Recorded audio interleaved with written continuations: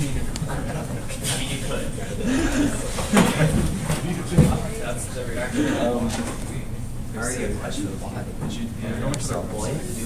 Hi there. Yes. Yeah. So I actually posted something on Piazza. I just want to double check. So for our implementation of the circular buffer, I know on Wikipedia it was like, oh, if you want to write and it's already like full, or one implementation at least was like when it was already full, the queue you can overwrite. Right. But in our case, we're not doing that. We're just only seeing for when like if there's an open space and then. You got it. Okay. So it's really convenient. It's a fast way to do it. As you mentioned, there's a lot of different implementations. I don't remember if I answered it or if someone else did, but that might be something you talk about in the little write-up. Okay. About like, hey, our queue is good for this, but if we overwrite, it's used in such and such applications. It's good because of X, Y, and Z. Okay. Thank you. Awesome. I've always hated it. This sucks.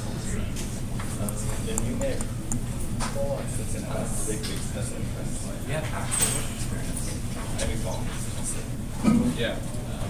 I mean, that's like two pretty cool things. Minesweeper. Yeah. HubSpot didn't accept me. They declined me today. It's a sad day. So I'm getting him to look at my resume because he keeps getting these jobs that I don't. Mr. HubSpot. You're really calling me out here. Sorry. It's a bad thing. But yeah. Should that's back. I can add C++ as long as it's not point or anything involving it. So the main thing about it. I'm sure we'll get to that in this class. Oh yeah.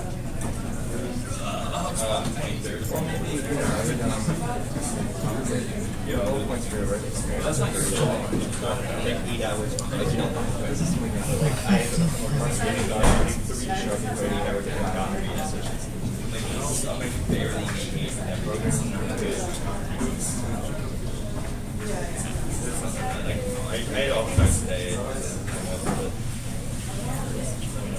don't think what I have is too different. It's not too bad. Yeah, I never. So HubSpot just doesn't like me. That's cool. That's cool though. I mean, before I applied, I basically had used to only That's fine. That's cool. That's cool. That's fine. That's fine. It's cool. We're all cool. Look together. All right, folks. Welcome back. Hope everyone had a good weekend and was able to enjoy cooler weather, I guess. All right, so today is a Monday. That means it's a lab day, so we'll have sort of half lecture, half lab to get us up and running with some hands-on practice. So we're recording. Course logistics. So assignment 2 is out. Assignment 2 is doing some C data structures. So you'll implement a queue data structure and a stack. These are two structures that kind of keep showing up in computer science, but especially in this course. They're sort of our fundamental tools for the operating system, systemsy things. Okay, so get some practice with that. The queue you're implementing with sort of a dynamic array, and the stack you're implementing with a linked list. Okay, so we'll get some practice with linked lists today. Any questions on the homework that I can take as a group? Yeah. So when the homeworks are graded, where can we view like what we got? Yeah, so the feedback on the homeworks will be either, I have to coordinate with the TAs what's easiest. They'll push something to your repo, that's one option, or it'll be in Blackboard. Okay. Blackboard, you'll definitely see your grades, and then like feedback or whatever can be attached to it. I'm meeting with TAs sometimes this week, and we'll figure it out. One of those two options, but I'll let folks know. Good question. Other questions about homework? The Piazza's been pretty active. Make sure you get a quick start. It's broken up into 2 parts, so you can knock out part 1 in sort of a sitting and part 2 in your next sitting. Okay, otherwise, let's see. So today's lab was pushed to the repo, so do a git pull to bring that in if you haven't already. And we'll begin. Okay, so last class we looked at the C language, as much as we could in a single class. So we were talking about memory and how, as C programmers, that's what we're thinking of, things as sort of blocks in memory, right? We had this sort of grid visualization looking at things. We looked at, the different data types in C and how we have to specify what data we're working with. We learned about pointers. We had help from Pinky, how to properly use pointers and set things up. We looked at structs. These are our custom data types, right? So they're a composite data type of, all of our primitives.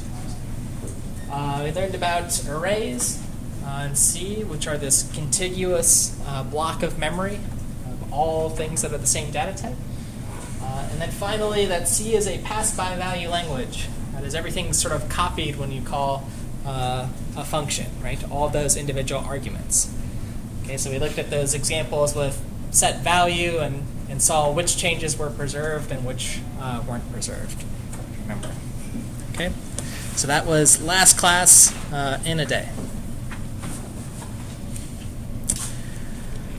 Today I want to talk about memory. So one of the things we looked at the end of class was this malloc function, okay, and the accordingly or the complementary free function. Okay, so malloc's our function to dynamically allocate memory. Okay. All right. So sort of walking through an example, thinking about memory allocation, remembering our huge heap of memory here.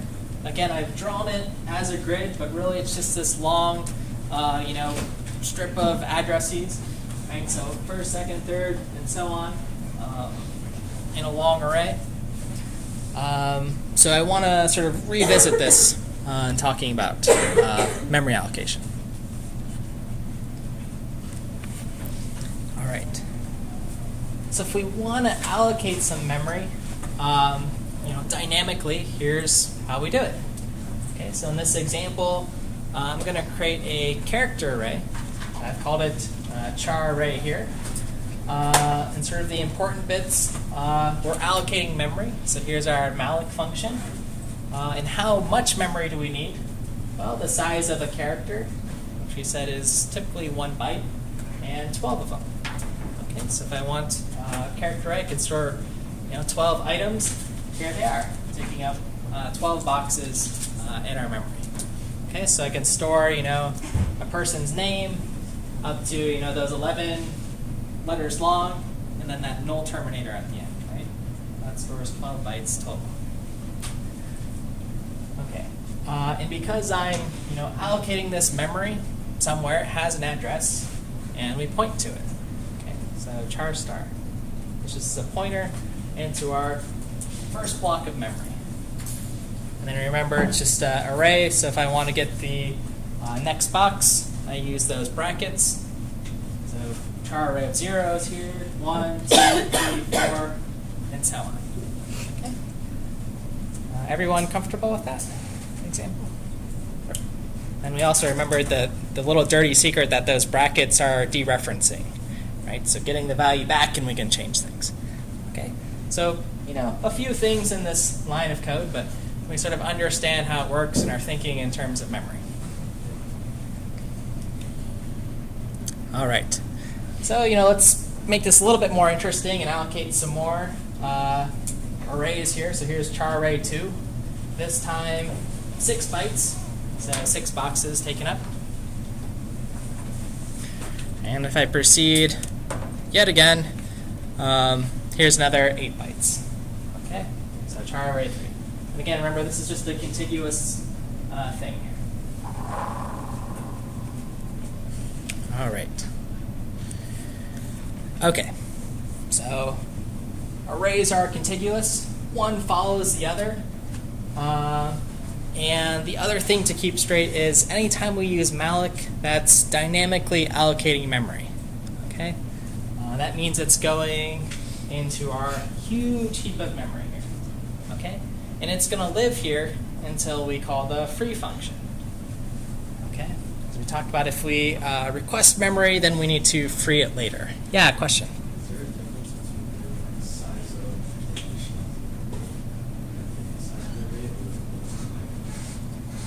So I think, let me understand if I heard the question. Is there a difference between just saying like I need 12 bytes or the size of? Is that the question? Oh, I see. Oh, okay. So the question is, can I get the size, like if I did size of char array 3, would that tell me, oh, this one's 8 bytes long? Okay, that's a good question. So somewhere, something has to keep track of that, right? If I do size of char array 3, it's going to give me the size of its data type, which is just char star. And I'll say, hey, that's a pointer that's 4 bytes or whatever a pointer is. If I want the length of that, there are functions to do that. There's one called strlen that's kind of useful. That gives the length of a string, but can also tell you how many bytes you have. What else do I want to say about that? That's a really important question because we're going to build our own malloc function, and somewhere it has to know, where's the next available memory. But you can try today size of just char star or something, and it'll give you back 4 or something. You'll say, no, I said 8. Yeah. Otherwise, you just have to keep track of that. Right? You can have another variable that says char array 3's size was equal to size of char times 8. Yeah. Other questions on this? All right, let's free our memory. So let's see, we want our free char array 2. Okay, it's gone. Okay, so a couple of times we'll see the red boxes. The second array there goes away when we call free here. Okay, so that gets rid of it. Now we have 6 bytes here that we can reuse next time we call malloc. Okay. Okay, and if we forget to do that, what's that called again? Memory leak. Yeah, you got it. Right, our operating system will get mad at us. We don't want to do that. Okay. So now if I want to allocate something else, char array 4. This time it's going to be 7 times the size of a char. Well, we've got to find a place that it can fit. Can't fit here, right? We only have 6 blocks, so it finds the next available space to put in that array. Because again, it's got to be contiguous and fit somewhere. All right. Questions on that? Great. What if I did size of char, times 3? I could go here, right? Okay. Yeah, so either or.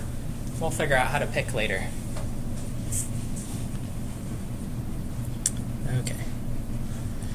Okay.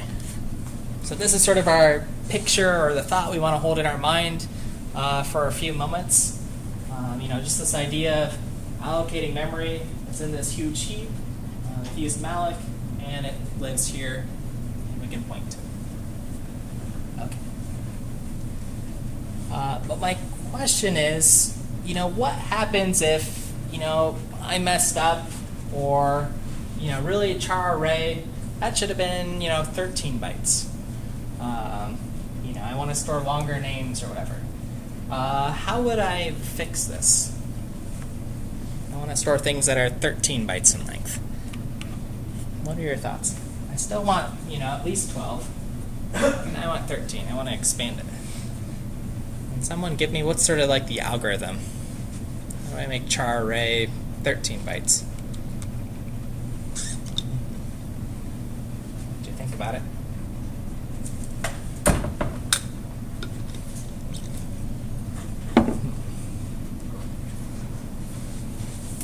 Thoughts?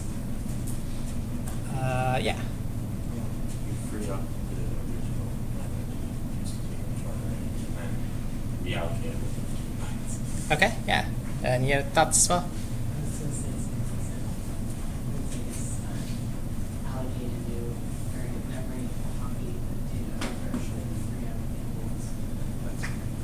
Okay, yeah, okay. So there's some ordering, right? You know, I've got these 12 bytes. I want to, you know, save them in some way. So allocate 13 new bytes. Copy over my 12, sort of one at a time. Put in the old contents into wherever char array our next one is here. And then we'll have expanded by 1 byte. Let me sort of put it in slide form so we can follow along here. Sort of the answer. You know, this is dynamically resizing the array. Okay, so if I'm looking over here on the left at our sort of algorithm for resizing arrays, we create a new larger space of memory, right? So malloc with 13 bytes. Iterate through our previous contents and copy them over, sort of one at a time, right? Char array at 0 equals, you know, or new temp is equal to char array at 0, and so on. Now we want to get rid of our old stuff, those 12 bytes that we're not needing, right? We want 13, and then we can proceed forward. Okay. So how does it look in the code on the right? Well, here's our char array, malloc size 12, what we started with. And then we create a new character array, size 13. I've just called it temp. And then copying everything over, one at a time. So all of our old 12 things here are copied into temp. The old one we don't need, so we free it, free char array. We can point our old character array here to temp's contents, right? And why can we do this? Temp's on the heap somewhere. Char array is just a pointer, so we'll point to temp. That way I can use this variable I like char array. And then I need to free the character array once we're done. Right? This is the end of our program.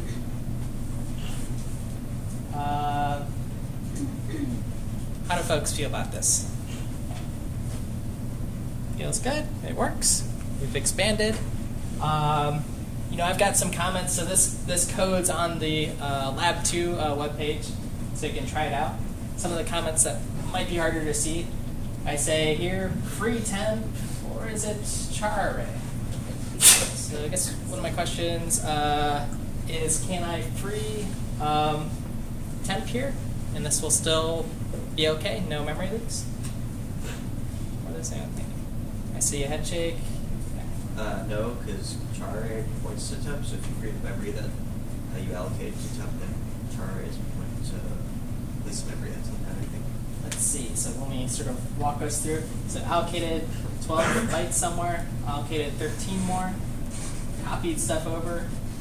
We get rid of our old 12 bytes here, so that's effectively removing everything. Point it to our new 13 here. And then since it's pointing to the new stuff, if we get rid of it, then we're okay here. Then it'll free it up. But I mean that's sort of the question though. Like this is getting messy. That's my next comment. It's like which one do I free? Well, if they both point to the same thing, it's okay. Well, I think you meant like, is it okay? 'Cause I think we're going to use temp later, so it's okay free. Oh, okay. I see. Yeah. Sorry, this is like a dummy example, I guess. But in either case, I could have free char array or free temp here. They're both in scope. They both point to the same thing. And when I call this free, it'll say, okay, this thing's 13 bytes, right? Someone's keeping track. Make sense on this one? Okay. There was a question earlier.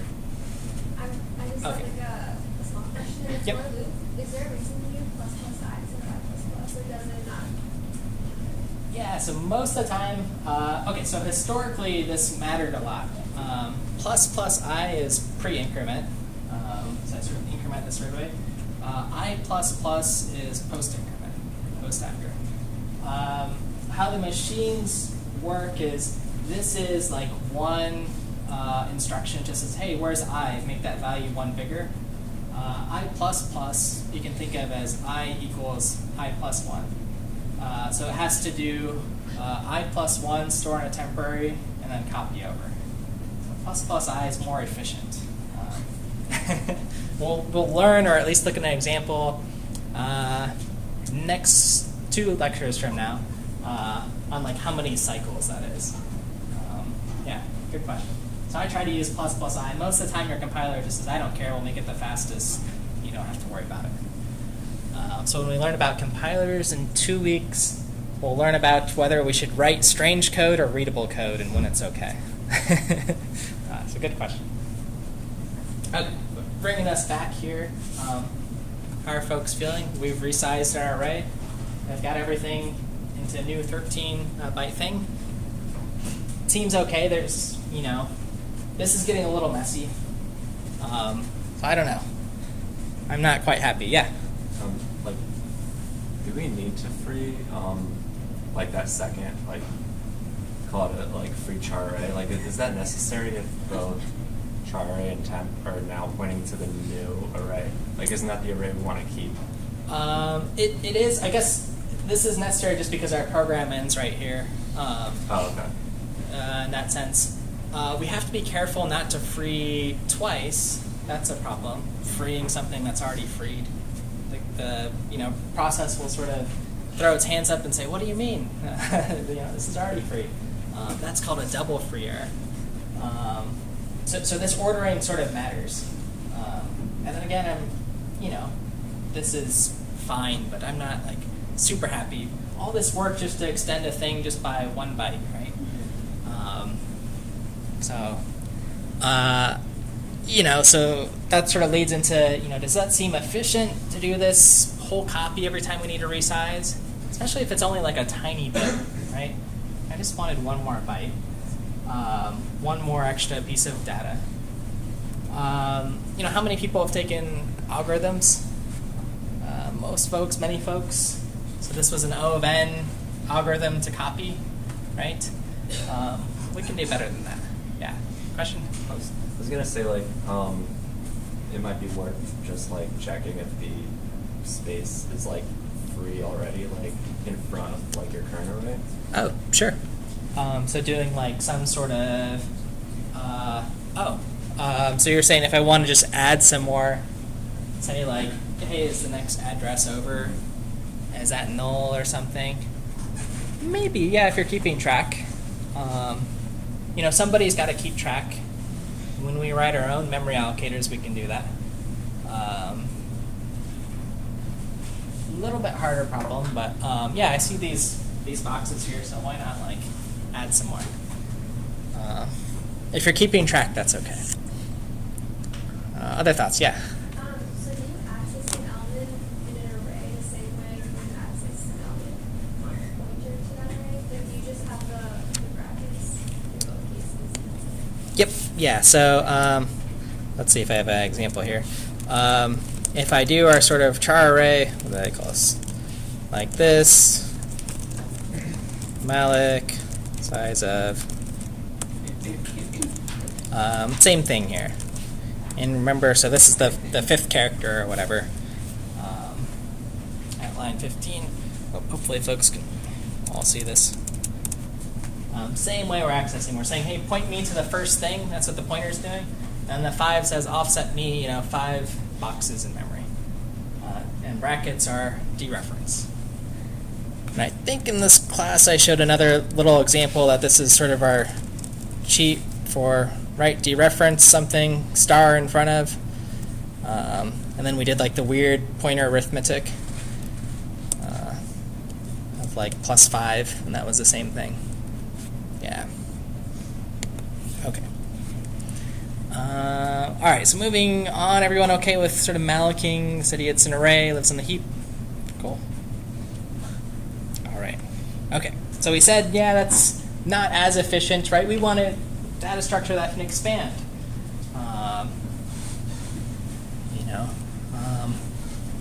So, static arrays, if we just have something like int my array, that's 6, that's always 6 things. Our dynamic arrays, we can expand them, but we have to do this sort of copy, and that can be expensive, right? This is some sort of amortized cost, again, from algorithms. And I'm not saying arrays are bad structures. We need to learn when to use them, right? So instead, we want a structure like a linked list, which I want to introduce today. Okay, and specifically the singly linked list. Okay, so here's what it sort of looks like in code. It's a structure that we're making, so it's a struct. It's going to hold a piece of data, so an integer, right? That's what we're sort of storing. And it also holds this pointer to the next node. Okay, so we're sort of linking them together. Again, visually, here's an example of a linked list. So it stores 12, and then it points to another node, which stores 99, which points to another node, 37, and then it points to null. There's nothing left after that. Question, yeah. You wouldn't get an error pointing something to null. So remember, pointers, when we initialize them, their sort of default state is to null, which is sort of like 0 means like points to nothing. If we do that, we won't get an error, right? That's it's pointing it to an address that's just 0. And it's how we sort of check for the end of a linked list. Similar to the way we check for the end of a character string with that null terminator. Does that answer your question? So we won't get an error. We can always point pointers to null. Typically that means we're done, no data here. That's the convention. Okay. Let's see. Other questions with this example? Everyone okay with this? All right. Okay. So just a little bit on the anatomy of linked lists and how we talk about them. The head of the linked list is the first node. The tail is the last one. And then tails next always points to null. That's what that box is. It's sort of grounded and says we're at the end of the list. Okay. Okay. Let's sort of continue on. Okay. So here's a first example of creating a new node on the heap. Okay, so this is something that's going to be persistent, lives in our heap of memory. So sort of walking through, here's our same structure that we saw. It has integer data, and it points to another node. If we want to create a new node, we use our new type, node underscore t. Why node underscore t? Does anyone know? I thought I called it node here. Yeah. Because you said type def from it, and at the end you wrote what the type would be. Yeah. So in C, if you have type def, it says, hey, anywhere you have struct node, actually, it's just a node underscore t. It's sort of like an alias. It's a way to refer to two things in different ways. Okay. You can call me Mike or Dr. Mike or Michael. It's all the same person, right? I'm type deft. That's the same thing in C. You'll refer to the same person. Okay, so we create our new node here. The malloc, and then that handy size of function tells us, well, how big our data structure is. Okay, so however many bytes. I don't want to figure it out. Make the computer do it. So let's say how many bytes and give us exactly one new node. Okay, you can print it out if you want, and then we free our node. Okay, so that's the first node in like a linked list. Yeah, question?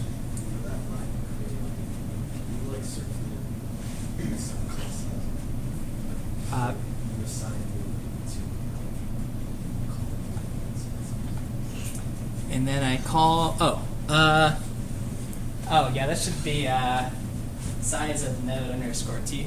That's what you're saying. Size of new node. Yeah, maybe that's a problem. Node underscore t. I'll have to try it out.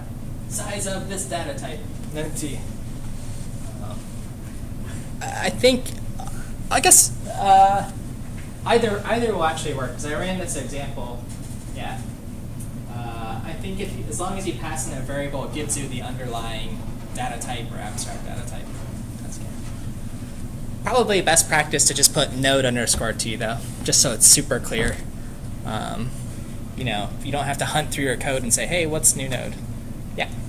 So you don't have to cast the line as a node underscore t. Uh, Star node underscore t. Yeah, so here I've been using like parentheses node underscore t star. You don't have to. You should. Malloc, if we look at it, in our man page, whoops. If I go malloc, it's our manual pages. It says it returns here just a void star, which is like our generic, hey, here's something data type. You should cast it. I think it's best practice. In C++, I think you have to cast it, so get in that habit. Yeah. Let's see. Okay. Other questions about this example? Good. All right. Yeah. Is there anything like a constructor where you could initialize this stuff inside of it on the same line, or you have to do that now? Unfortunately, in C, yeah, you have to sort of write your own constructor. Meaning, yeah, I'll have to do like new node arrow my data equals 0, new node arrow next equals null. Yeah, C. Yeah. Can you put the different fields in brackets and show it that way? Let's see. Different in brackets. So like you can say new node equals that in brackets, comma separated, like what each field is. I'm pretty sure you can do that. Can you do that? Maybe in C11. I haven't played with it. There must be a way. I Yeah. used to- Oh, cool. So what's it look like for illustration? See, I'm learning C today. So it'd be something like char array equals, in brackets, so at the end? Or in curly braces, I mean. Oh, in curly braces, like this. Oh, so you can't do it on the same line you can allocate, you have to do it like separately. Oh, I see. Oh, so I can do char array equals like this. Yeah, I'm much more works for arrays, but it doesn't work for structures. Oh, okay, cool. So it can say everything's 42 and null like this. Okay, yeah, a little shortcut then. Yeah, this is fine. I see that in C++ a lot. The curly braces are really overloaded. If we can do it in C, that's great. Test. Let's compile it. Sometimes it gets a little picky. We want the new one. I like this char arrays and structure. Oh, I see. I see. You're You're right, you're right. So let's create something here. Live debugging data struct node next. And then we got to change all these data types. So one thing I noticed, or one thing always to do, is pretty much per line I can make a change, I compile and rerun. That's a good habit to get into, right? What do I keep screwing up? Cast is a char. Yeah, so this needs to be node T. Still unexpected something. I don't know. I'll work on it, but it's something like that. You can do initialization, I guess. Okay. No more than 1 minute live debugging. Okay, so our linked list versus our array. Our linked list, it's just pointing to the next piece of data, right? To each of those next nodes. So if I want to create a new linked list node, it can go wherever there's room. Okay, so it can go here if there's room for it. It can go here. It could go here, here, here. Whatever Malloc decides. Yeah. Can it, when it points to another piece of memory, can it skip over other used parts of memory? Yep, you got it. And that's one of the big advantages, right? So it's typically going to be nice if it sort of goes, one after the other. That's typically good. But let's say our structure is, let's say it's 5 bytes or whatever. I'm just making up a number. So the first one can go here, then the next one can point to here, totally fine. And that's what makes it sort of this flexible structure that can, expand anywhere you have memory. All right. Other questions on this? This is sort of, again, a gold nugget from the lecture. We don't have to do this sort of copy. We just allocate it. It fits somewhere and points wherever it needs to go. Okay. So that sort of brings us into our lab and a few notes here. So for our lab, we're going to be doing something fun with data. So if I'm just looking at things like, NASA's Twitter feed, whoever's Facebook, from Google Images, or, other examples, Boston Red Sox from 1800, whatever, to 2018, the Google searches. These are things that expand over time, right? So Red Sox data, 1 year at a time, there's a new season. Google searches, very often expanding and contracting, right? Just like, someone's Twitter feed or Facebook, one post at a time, it's expanding. You can imagine these things get really big. So to do like a copy and then resize an array, that's kind of expensive, right? So for today's lab, we want to apply our linked list by bringing in some data from the real world and loading it into a linked list data structure. Okay, this will be a nice connection between our shell scripting that we did for assignment 1 and getting stuff into our C programs, seeing how they can talk. And again, as mentioned, linked lists are used in a variety of places in our operating systems. Right? So we have processes that are constantly stopping and starting and exiting, and those have to be kept track of. Okay, so today we have some fun examples for that, or I think they're fun. So the first thing we need is some data. Again, if you might have done something similar to this on your bash script. That's great. You can help your neighbors out or whatever. There's some fun commands like wget and curl, which download information from the web. So here's one that I wrote as an example. Here it is in bigger font. Sort of using wget, which downloads some baseball data from my website. Okay, it's like in a comma-separated spreadsheet. Okay, so it's got a bunch of rows going across and columns. And then the other commands here, cut, says, okay, split the data up at every comma and give me the 5th column. Okay, F5, that's the 5th column of data. That's how many wins Red Sox had that year. And tail gives me the last pieces of data other than the first one. Okay, so starting from backwards up. And then finally writes it out to a file called data.txt. Okay, so that's where you can read in data and build your linked lists.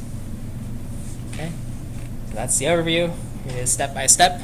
wget downloads a website or some file. Cut splits up the information. Tail outputs just a part of the data.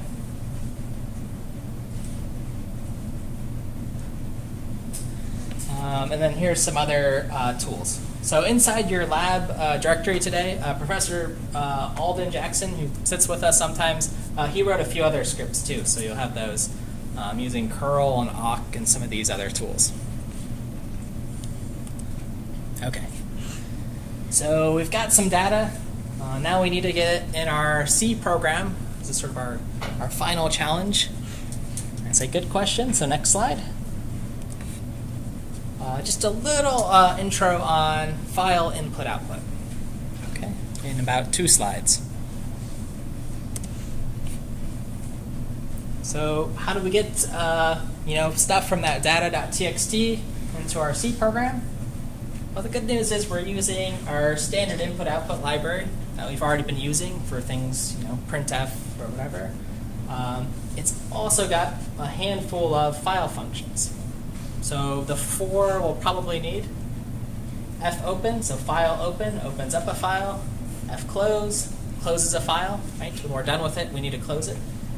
fscanf, file scan of formatted file, so it reads in data. So one integer at a time, for example. And file end of file, so feof. It checks if we're at the end of the file. So we're constantly scanning in information until we get to the end. How does that look in the code? Here's sort of an example. Again, this is also on the website, so you can read the comments. But there's a pointer to a file. Okay, so we're going to point into a file, open it up, and then the second argument's an R. That means read only, right? We don't want to modify anything. And we have a buffer where we're going to store some information.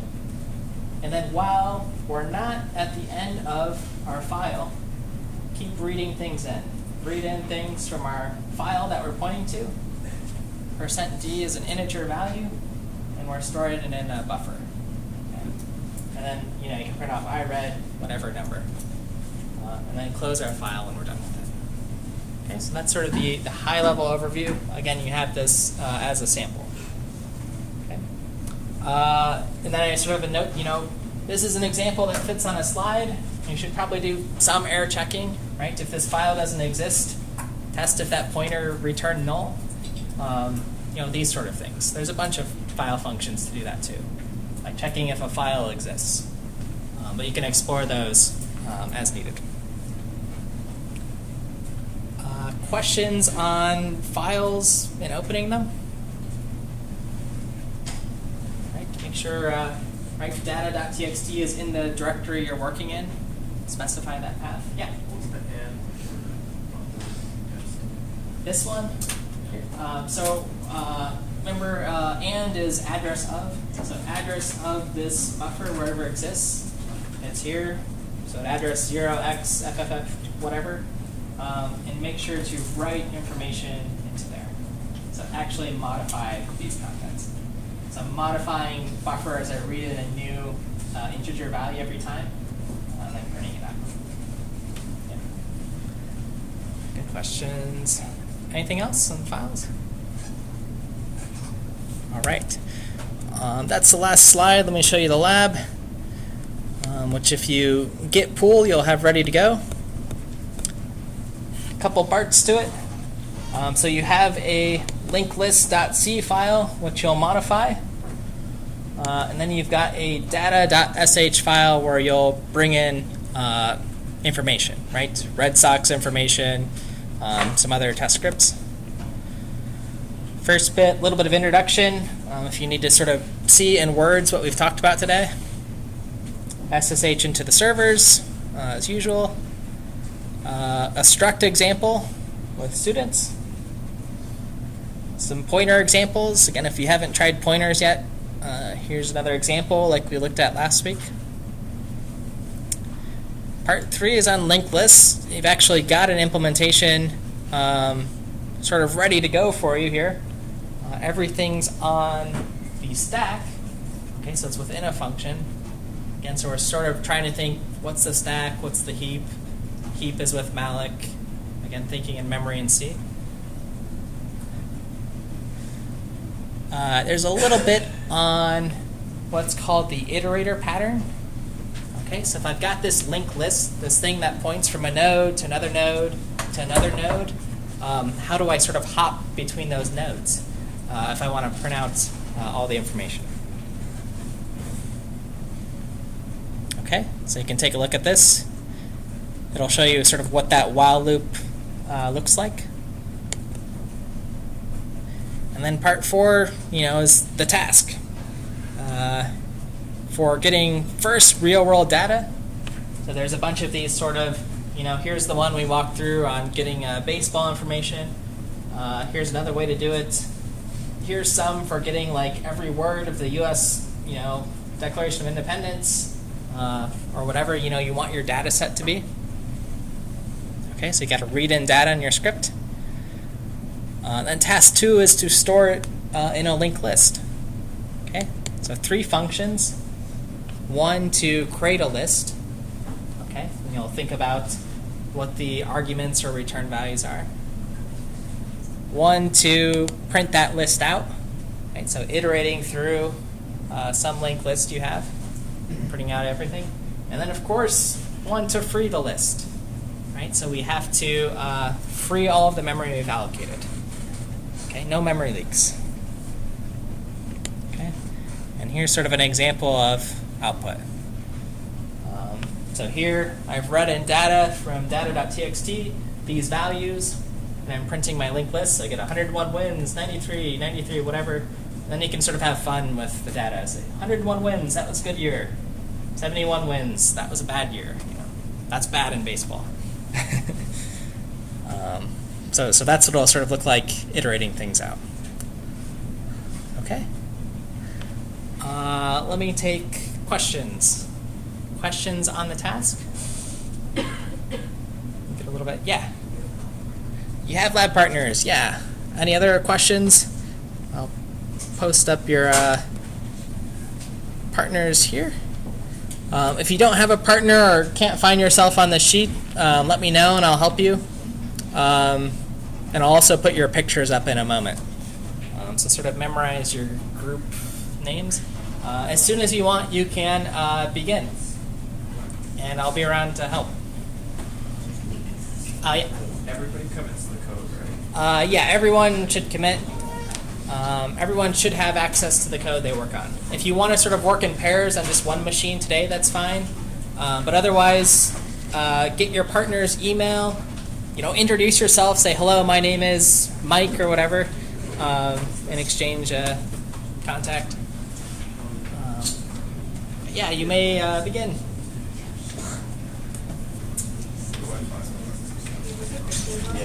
Oh, there it is. What's that? Oh, you want the pictures? Yeah. Okay. Everyone look at their names. Here's the pictures.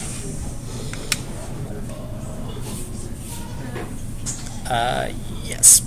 So everyone is on here, I think. I don't. Can you see? You guys can come up and walk around. I don't have a partner. You don't have a partner? I do not. I'm not on this. Okay. That can be fixed. I think it's because I joined after the first class. Oh, yeah. Welcome. Let's see. And you're in graphics as well. I was. Oh, you That's were? why Okay. I switched out. And now you're here. Okay. Yeah, all right. Let's see. Tentatively, there's whoever else comes up and says, hey, I don't have a partner. Sounds about right. Or you'll get in a three group Sure. team. Are you Logan? You're Logan. Your card? Yeah. You preference we want to see? Group 20? Who's Joseph? Oops, you want the this thing? Yeah, I was actually just trying to Simon. No, I had the name. It was just the Group Joseph. 10. I think it's on the lower Yes. row. Yes. Yeah. Oh, yeah. I think I'm Viren and Simon. Let's see. Zach, Yeah. it looks so different in your photo. Do I? Like my partner here is dogs. Okay, what's your find me? Group 2. Group 2, Rita. Yes. Okay. All right. Enter your name in the spreadsheet, Great. I would love to. and you will be partners with Rita.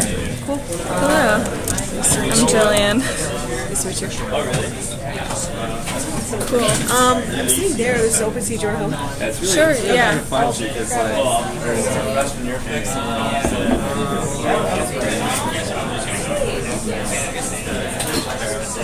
Searching. Yeah. Oh, okay. Okay, you're going to be working with. Let me get your partner back. You guys are a group of 3 now. You're with Amrita, and then second row, and Jillian in the blonde hair.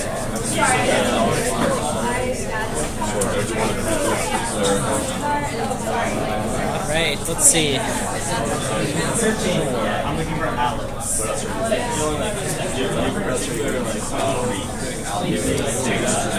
Let's see what Alex. Alex, where are you? Alex H. I see him over here. Okay, who are you looking for? Tien, Zai, down here. Okay. Let's see. Tentatively, you two guys are partners. So Vincent, you're in group 2 now, and which group were you in? I was in 23. 23. Josh. Josh meets Vincent. Vincent, Josh. All right. There must be an outlet somewhere. Looking for an outlet. You can borrow this one that I'm using. Cool. Oh my god, thank you so much. If your group wants, you guys can. Well, let's see. How can I do this? I'm like right here. Oh, okay. Okay. Oh, you guys are both here. Good. That works. Oh, there's another outlet down there too. Oh, there is? I'll just use that one.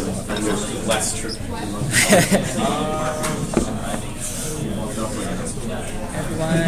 Anyone looking for a partner? Searching? Are you Alex? Yeah. Okay. Alex, I dealed your partner away.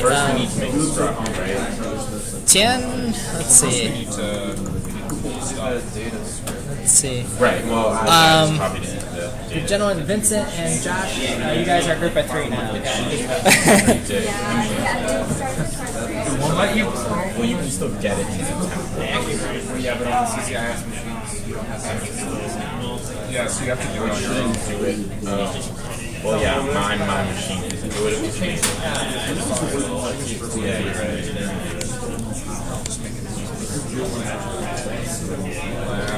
Oh gosh. Hey, how are you doing?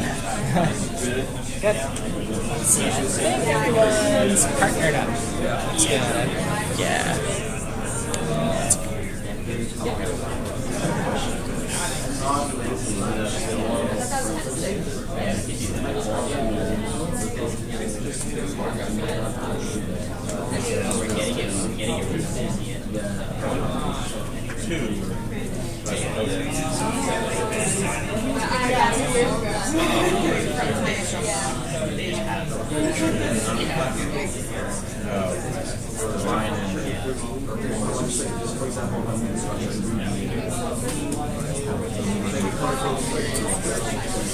Oh yeah.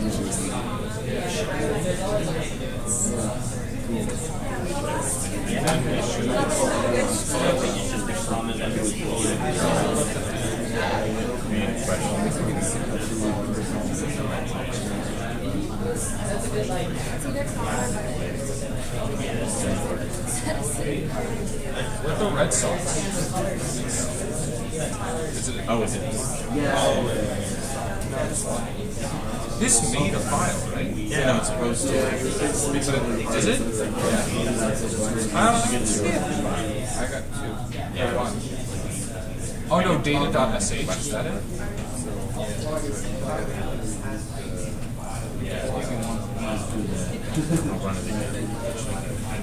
So you copied it. We have to change something. If you want, where it. Oops. I guess it just didn't know where it was. Or, oh, I know why. The first time I run it. Okay, cool. Sox fan. It's right there. Did you? Oh, you changed temp. It's not temp anymore. It's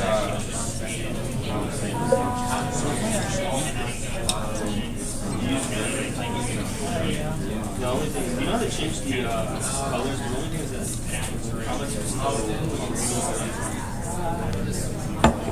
I gotta look into it. That's yeah. Oh, because you're trying to save it. Oh, wait. No, I just put a visual on the huge sucks.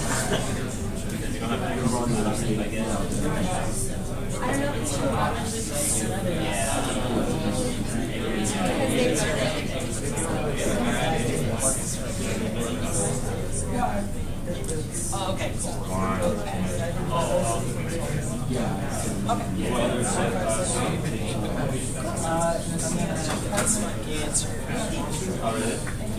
there it is.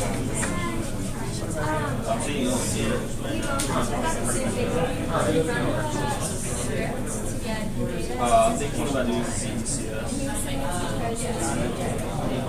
President? I could take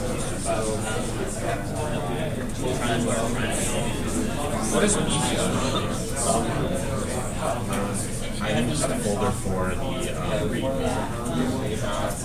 To like keep put images inside. So run the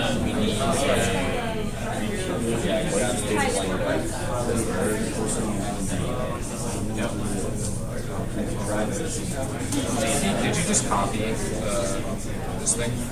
Huh? Did you copy this? I mean, you can. I don't know if we're going to do it with the data yet. You're just loading. Yeah, right. Yeah. That's it, right? Yep.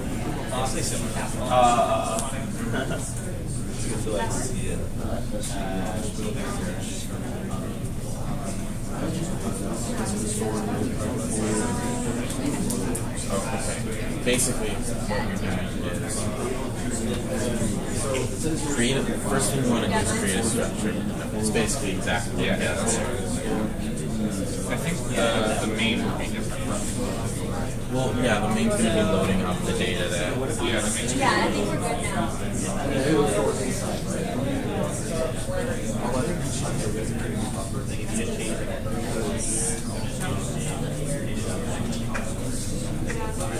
So when they that's Oh, if we change anything in there, yeah. Yeah, how to load it. It's F open, F close, F scan F, F EOF. Thank you. now we got to do the. it's just like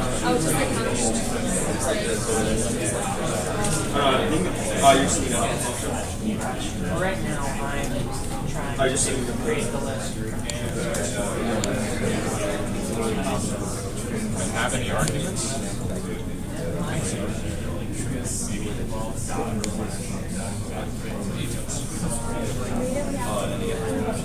The function of open, yeah, it should take him out.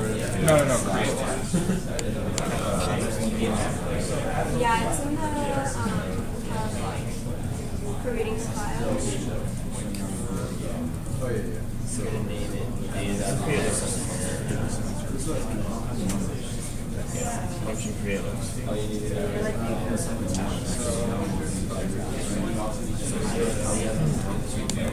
Oh, you're really yeah, also just that's pretty file.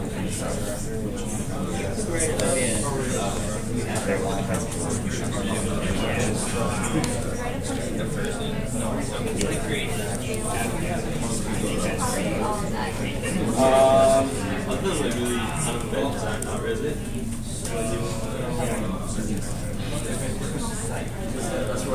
What do you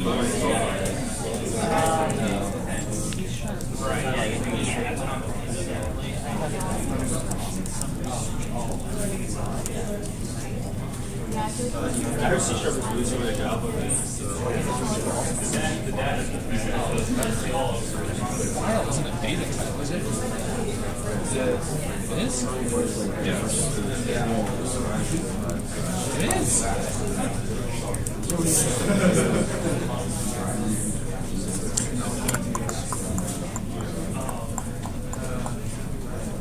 Files or pointer. Just call it a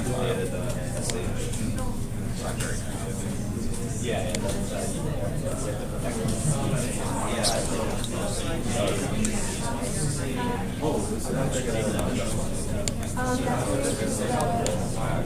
That's